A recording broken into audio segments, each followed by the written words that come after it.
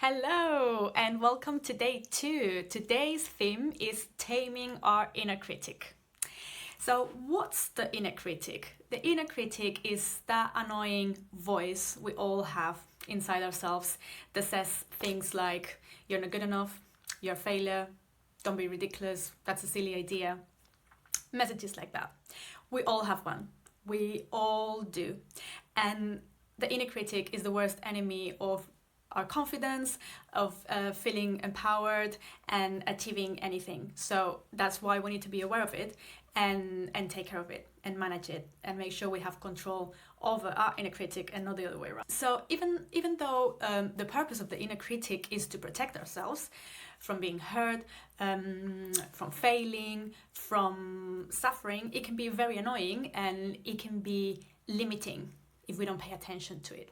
So why do we develop these annoying internal messages and this inner critic? Let me explain it with an example.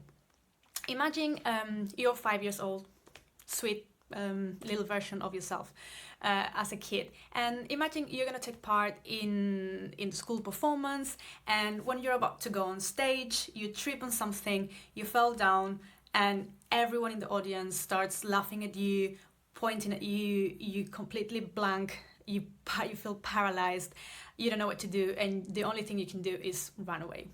Now that is a terrible experience. It's painful. It's definitely not something you want to go through again. So at that time, to protect yourself and to survive, your survival instinct is gonna tell you, okay, we're not gonna do this anymore because we don't want to go through this anymore. So maybe that day you learned that you're not good at public speaking, that you're never going to perform again, that people are going to laugh at you if you speak in front of an audience. And that's what you learn to protect yourself from going through that painful situation again. So maybe you make that decision that you're never going to go on stage again, that you're never going to perform, that you're never going to speak in front of anyone to protect yourself.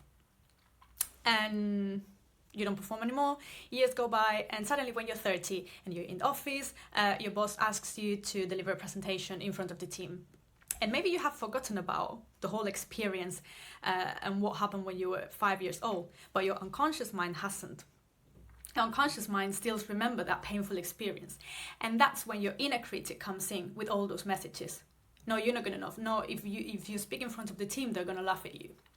So maybe you decide that you are not the best person to do it, and you feel so scared, and suddenly you feel, I'm not ready for this, I can't do this, I can do this, and that ends up in someone else delivering the presentation, which means that you don't take credit for the hard work you've done. And we do this all the time. We listen to that inner critic and to those limiting beliefs, and we miss on so many opportunities because of these inner messages. So your task for today is to think about whatever your inner critic is telling you. I want you to think of those annoying, limiting messages that inner voice is telling you. I want you to write them down, and I want you to find evidence that they are not true. So if one message, for example, is you don't deserve that promotion, I want you to find evidence of all the skills you have, of all the work you've done, all you're capable of, how much value you could add to the new role.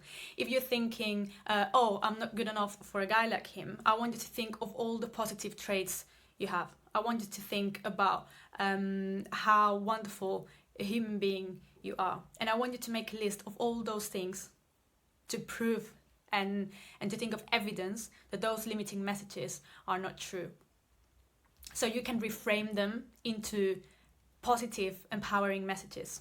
So from I don't deserve that promotion, I want you to reframe them into something like I'm prepared for this promotion, I'm qualified enough, I have enough skills, I can do this work, I can offer a lot of value to the team. Whatever works for you. Just remember that the inner critic is not you.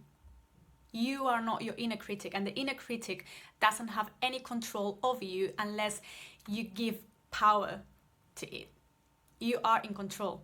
So if it helps, I want you to think of your inner critic as a person, and I want you to think what it would look like. Would it be short, tall, skinny, fat? The hair, what color would it be? How would you describe it? And you can even draw it in a piece of paper, because that will help you feel that you have control over it. It seems like a very stupid exercise. You can't imagine how powerful it is. Trust me. So once you draw it in a piece of paper, you can put it in a drawer, even in the freezer, if you want something that represents that you are in control. So try this exercise. So your task for today is write the messages from your inner critic, find evidence that they're not true, reframe them into positive, empowering messages.